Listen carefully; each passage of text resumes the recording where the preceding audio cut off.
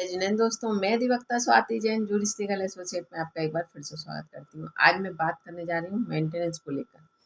जहाँ महिला को बहुत बड़ा भ्रम है कि मेंटेनेंस तो हमें मिलेगा ही, लेकिन अब ये भ्रम कहीं ना कहीं नए कानून के तहत टूटने वाला है, या ये समझ लीजिए कि अब शायद सच में न्याय होगा। जो पहले के तरीकों से मेंटेनेंस मिलता चला आ रहा था, तो कहीं ना कहीं धीरे धीरे कर कर महिलाओं की ये सोच बन गई थी कि हम कैसे भी रहें, किसी भी परिस्थिति में रहें, हमें मेंटेनेंस तो मिलना है, चाहे हम सही हों या गलत हों। लेकिन अब ये बात समझ लें महिलाएं, जहां महिलाएं ये दावा करती हैं कि वह पुरुष के कंधे से कंधा मिलाकर चल रही हैं या वो किसी से कम नहीं, तो यहाँ पर अब मेंटेनेंस लेने पर ये बात लागू होगी। लेकिन अब बात आती है कि ये किस प्रकार से लागू होगी, तो आज हम इसी पर बात करेंगे। जानकारी पूरी पाने के लिए वीडियो में बने रहिए, और अगर अभी तक आपने मेरे चैनल को सब्सक्राइब नहीं किया है तो मैं आपसे रिक्वेस्ट करूंगी कि प्लीज़ मेरे चैनल को सब्सक्राइब कर लीजिए, ताकि आने वाली वीडियो की नोटिफिकेशन आपको मिल सके। चलिए मैं बात करती हूँ कि मेंटेनेंस कैसे ले सकेगी एक महिला अगर पति से मेंटेनेंस लेने की बात आती है या एलिमनी लेने की बात आती है। तो यहाँ पर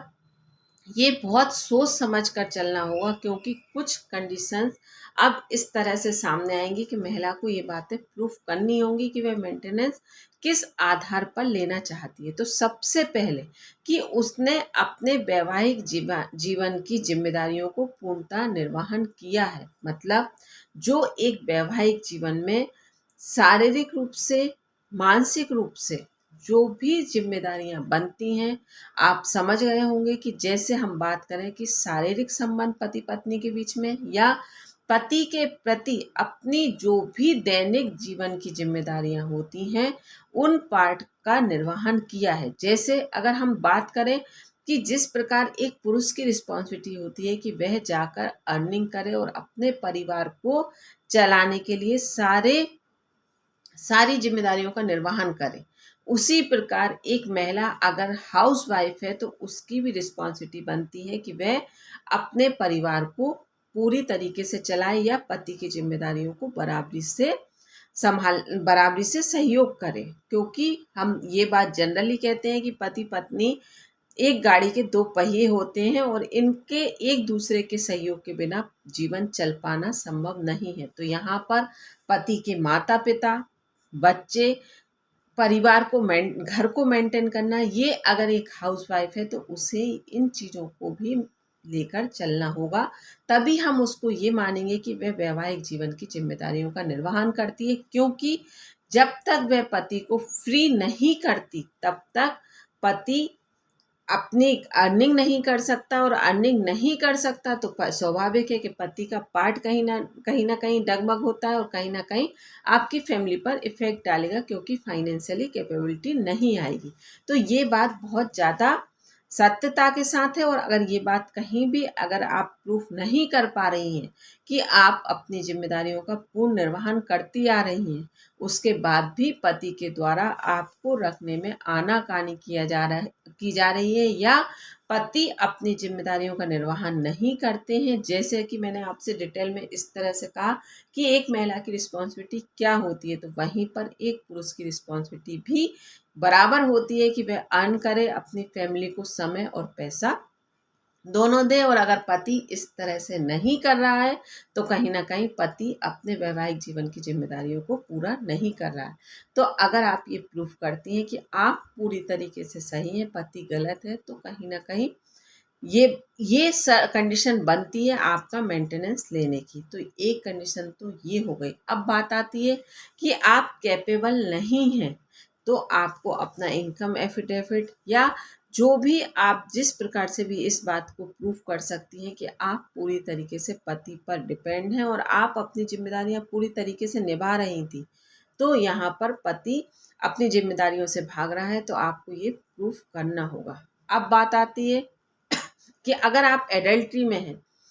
फिर आप मेंटेनेंस की मांग कर रही हैं, तो यहाँ पर किसी भी प्रकार से मेंटेनेंस लेना नहीं बनता। कि अगर आप एडल्ट्री में हैं और आप, सबसे पहले मैंने यही बात कही कि आप अपने वैवाहिक जीवन की जिम्मेदारियां निभा रही हैं, अगर आप एडल्ट्री में हैं तो स्वाभाविक है कि आप किसी भी प्रकार से इस रिस्पॉन्सिबिलिटी को पूरा नहीं कर सकती, तो आप मेंटेनेंस नहीं ले सकती। तो यहाँ पर कुछ बातें आपको इस तरह से प्रूफ करनी होगी। अब बात आती है, कई बार पारिवारिक विवाद के चलते पति पत्नी अलग रहने लगते हैं, तो उस अलग रहने में भी आपका ये कहना होता है कि मैं अपनी मर्जी से अलग नहीं रह रही हूँ, पति के द्वारा या पति के परिवार वालों के द्वारा ऐसी परिस्थितियां निर्मित की गई हैं। तो वो परिस्थितियां आपको न्यायालय के समक्ष दर्शानी होंगी कि आखिर किस प्रकार की परिस्थितियां, क्योंकि जनरली महिलाओं के ये फिक्स जुमले होते हैं कि मेरे साथ मारपीट की गई, मुझे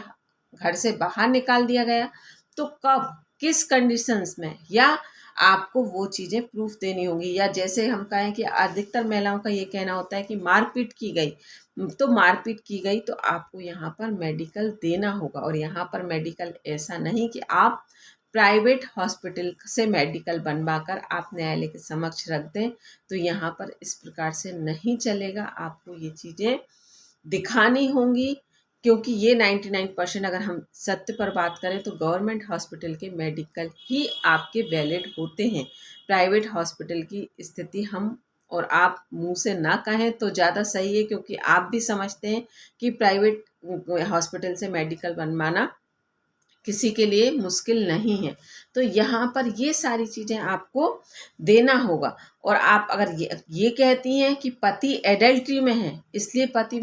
मुझे अपने साथ नहीं रखना चाहते, या पति ये चाहते हैं कि मैं उनके घर में रहकर उनका घर तो संभालूं, लेकिन वो अपने पति धर्म की जिम्मेदारियों को पूरा नहीं करते हैं, इसलिए मुझे अपने पति से तलाक चाहिए और मैं मेंटेनेंस की मांग कर रही हूँ, तो यहाँ पर ये बात भी आपको प्रूफ करनी होगी कि अगर आपका ये कहना है कि पति एडल्ट्री में है, तो आपका अपने कॉन्सेप्ट से या अपनी सोच से आप ये कह दो कि पति एडल्ट्री में है, तो यहाँ पर आपके कहने से काम नहीं चलेगा, आपको ये बात न्यायालय के समक्ष रखनी होगी। तो यहाँ पर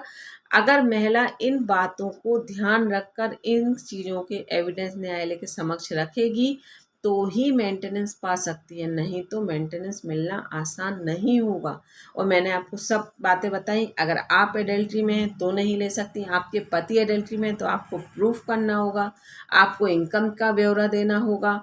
आपको ये बताना होगा कि मैं अपनी जिम्मेदारियां पूरी निभा रही हूँ लेकिन पति अपनी जिम्मेदारियों से भाग रहे हैं, या मैं अपनी मर्जी से अलग जाकर नहीं रह रही, मेरे सामने परिस्थितियां निर्मित की गई। तो परिस्थितियां भी आपको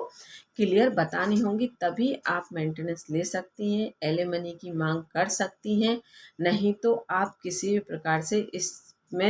इस भ्रम में कि मैं मेंटेनेंस तो लेकर रहूँगी, तो यहाँ पर ऐसा कोई कानून नहीं है कि आप गलत करो उसके बाद भी आपको पति के द्वारा मेंटेनेंस दिया जाएगा। और अभी तक तो हम फिर भी मान सकते हैं, लेकिन आगे के